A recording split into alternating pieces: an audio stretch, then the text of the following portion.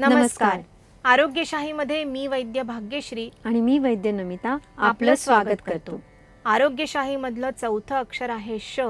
श आहे शास्त्राचा. मे महिना सुरू झाला की सगळ्यांनाच पावसाचे वेध लागतात. कधी एकदा वरुण राजा प्रसन्न होतोय आणि उन्हाळ्यात जीवाची होणारी तगमग शांत होतीये असा विचार मनात येणं अगदी स्वाभाविक असतं. पण मंडळी, पावसाळा हा आरोग्याच्या दृष्टीने वाटतो तितका साधा ऋतू नाही बरं का.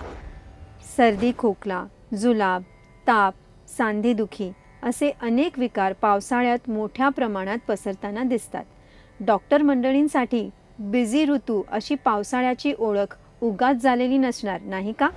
पण पावसाळ्याची चाहूल लागताच एक छोटी सवय, एक छोटी गोष्ट जर स्वयंपाकघरामध्ये सुरू केली तर पावसाळ्यातील आजारपणापासून संपूर्ण परिवाराचं उत्तम प्रकारे रक्षण होऊ शकतं. करायला अगदी सोपी पण प्रभावाने खूप उपयुक्त अशी ही गोष्ट लिटरली अखंडपणे आणि घरच्या घरी करता येते. आलं का लक्षात कशाबद्दल बोलतोय ते? बरोबर, प्यायचं पाणी उकळून घेण्याबद्दल. पण पाणी कसं उकळायचं याचं सुद्धा एक शास्त्र आहे. सध्या घराघरामध्ये फिल्टर असतो.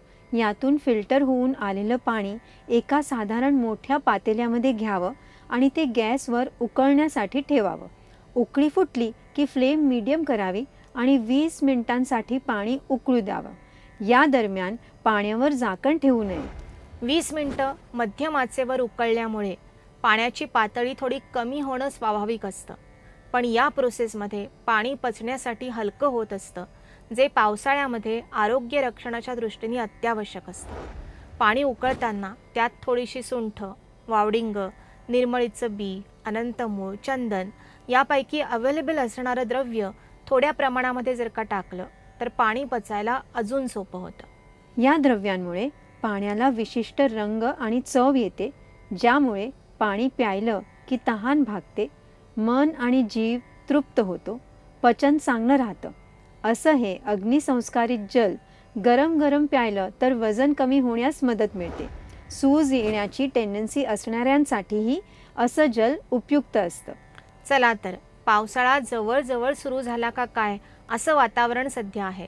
तर उद्यापासून सकाळी प्यायचं पाणी 20 मिनिटांसाठी उकळून घ्यायला सुरुवात करूया आणि पावसाळा छान एन्जॉय करूया. आयुर्वेदशास्त्रातील अशाच अजूनही महत्त्वाच्या गोष्टी जाणून घ्यायच्या असतील तर पाहत रहा आरोग्यशाही लोकशाही मराठीवर.